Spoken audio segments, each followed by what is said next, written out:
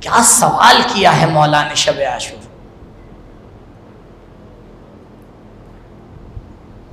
جب شہزادے نے سوال کیا امو جان کیا میرا نام بھی فہرست شہداء میں ہے؟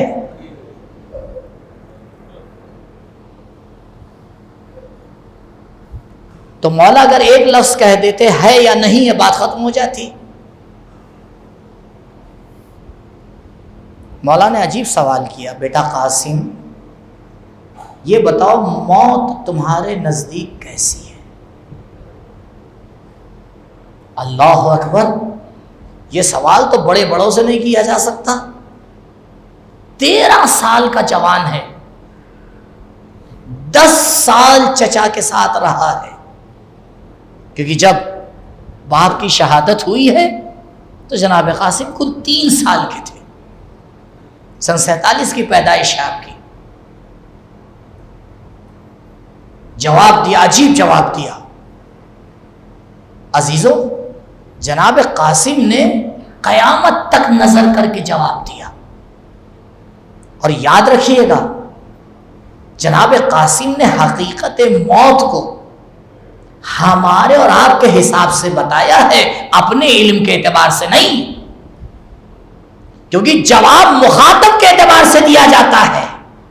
اور جناب قاسم جانتے تھے کہ چچا نے سوال انسانوں کے لیے کیا ہے، اپنے لیے نہیں کیا ہے. جانتے تھے میرا چچا مجھ سے بہتر جانتا ہے موت کسے کہتے ہیں. تو حسین کو جواب قاسم کی ضرورت نہیں تھی، ہاں تاریخ کو ضرورت تھی.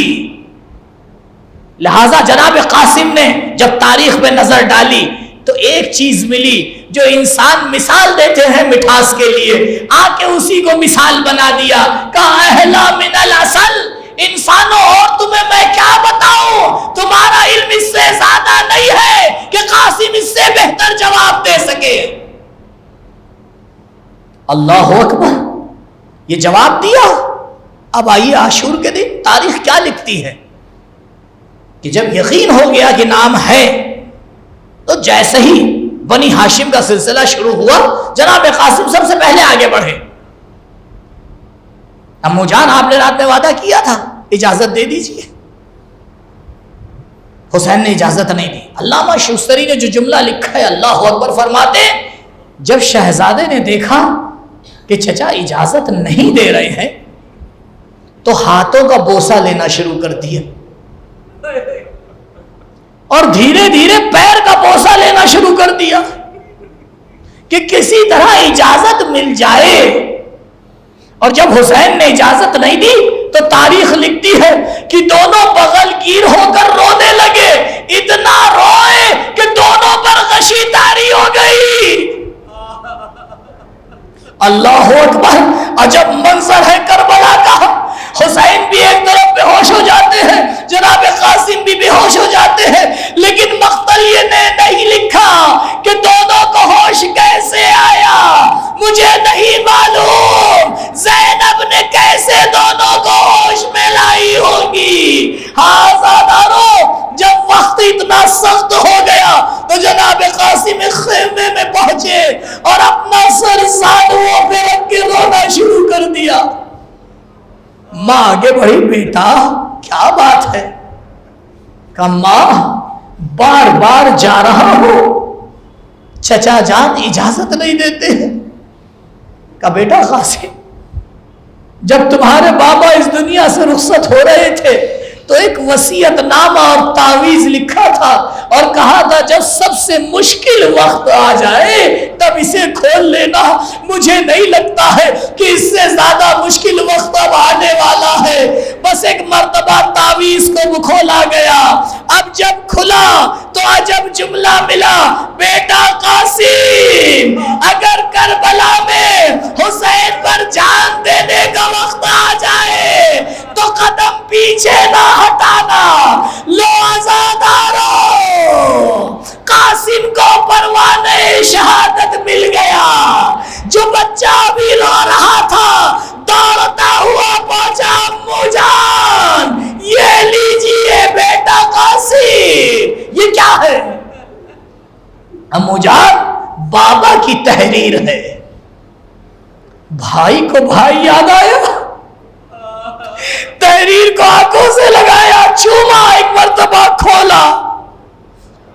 तारीख कहती है उसके बाद हुसैन ने कुछ नहीं कहा, कुछ नहीं कहा, आगे बढ़े, कासिम का कुर्ता चाक कर दिया। चंद शहीद है करबला में जो बगैर लिबास जंग के गए हैं, ज़रा नहीं पहनी है। क्यों? आपको ताज्जुब होगा, अल्लामा शुस्तरी ने जवाब दिया है, लेकिन अजब जवाब है। वो फरमाते हैं, अज़ादारों जानते हो क्यों कासिम ने लिबास जंग नहीं पहना? क्योंकि उस जमाने में इतना बड़ा लिबास जंग बनता ही नहीं था। यानी कासिम का सिन इतना कम था कि इस सिन के लोग जंग पे नहीं जाया करते थे। इसीलिए मक्तल लिखता है, जब हुसैन ने सवार किया तो रकाब को छोटा किया था ताकि कासिम के पैर रकाब में पहुंच जाए। बस आपको अंदाजा हो गया कि कासिम का कद कितना बड़ा था। बस एक मंजर और देखिए, हुसैन कासिम की लाश को वापस ला रहे हैं, जनाजा जमीन पर खत देता जा रहा है। अरे वो जनाजा खत देता है जिसका कद बड़ा हो। अरे ये क्या हो गया? मख्तल ने जवाब दिया, जब हुसैन पहुंचे लाशा पामाल हो गया था। बाबा लाशा जमीन पर खत देता हुआ, हुसैन आवाज दे रहे थे, मेरे कासिम, तुम्हारे चचा के लिए कितना मुश्किल है, तुम आवाज देते रहो, हुसैन मदद को ना पहुंच पाए।